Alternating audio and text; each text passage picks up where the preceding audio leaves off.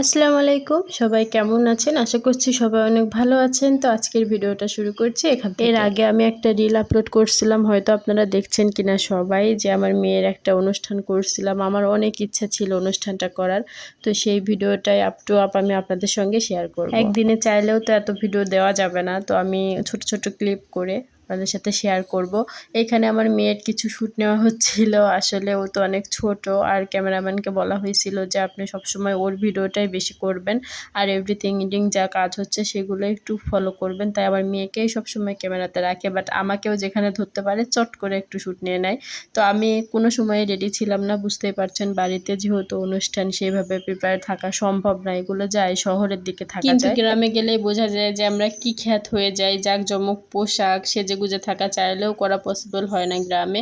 তো এখানে আমরা অনুষ্ঠানের আগের দিনকে খাওয়ার জন্য মুরগি পরিষ্কার করতেছিলাম আমি, আমার দেবর, আমার ননদ, এবং কি যেন ফিসফাস করে বলছিলাম আমার খেয়াল নাই। এখানে হচ্ছে বাড়ির সবাই ছিল, পেঁয়াজ রসুন চলতেছিল। আমি যতটুকু ক্যাপচার আপনাদের সাথে শেয়ার করতে পারছি দেন ততটুকুই করছি, এর বেশি করা পসিবল না, কারণ সবাই তো ক্যামেরার সামনে আসতে চায় না, আর আমাদের ফ্যামিলিতে কেউই আসতে চায় না। ওকে নিয়ে আমার যা যা ইচ্ছা ছিল আমি সমস্ত ইচ্ছা পূরণ করছি। বিলিভ দ্যাট আমি বাড়িটাকে সুন্দর করে লাইটিং করছিলাম।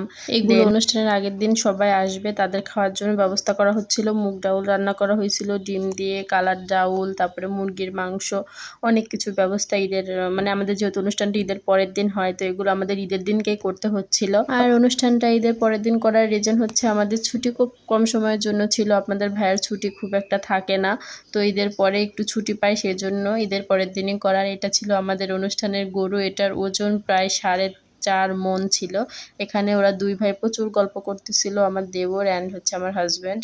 এখানে গরু জবাই হচ্ছিল। আমি একটু ভিডিও নিতে গিয়ে ভীষণ ইমোশনাল হয়ে যাই, কারণ আমি রক্ত এগুলো দেখতে পারি না, আর আমার ভীষণ কষ্ট হয় আসলে প্রাণীকে জবাই করা দেখলে। যেহেতু আমাদের বাড়িতে গরু ছাগল সব কিছু আছে, তো এগুলোকে জবাই করা দেখলে আমি আসলেও থাকতে পারি না, আমার ভীষণ কষ্ট হয়। তো আমি দূরে দূরে সরে যাচ্ছিলাম, আর আমার মেয়ে তো একদম বাড়ির মধ্যে গিয়ে বসেছিল।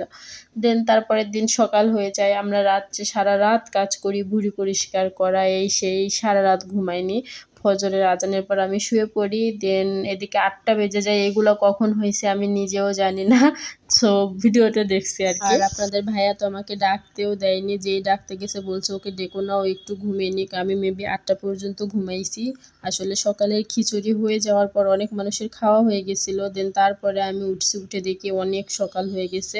তো এদিকে রান্না বাড়া অলরেডি শুরু হয়ে গেছে। খিচুড়ি খাওয়ার পরে আসলে দুপুরের খাওয়ার রান্না, মাংস, যা যা রান্না করতে হয় আর কি, সব কিছু শুরু হয়ে গেছে। এবং আমাদের রান্নাটাগুলো এত মজা হয়েছিল যেটা বলার বাহিরে। এদিকে রান্না হচ্ছে, এদিকে খিচুড়ি খাওয়া চলছে, যারা পরে আসছে তারা সবাই খাচ্ছে।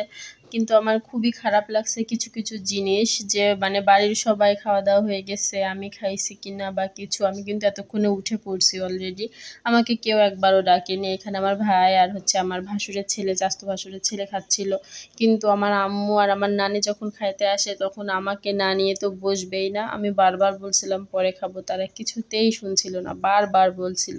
আমার নানি, আমার আব্বু, আম্মু, আর দেন আপনাদের ভাইয়া, এরা আমাকে ছাড়া কিছুতেই খেতে বসছিল না। পরে আমি একটু খাই। আজকের ভিডিওটা এখানে শেষ করছি। সবাই ভালো থাকবেন। আসসালামু আলাইকুম। পরের ভিডিও শেয়ার করব।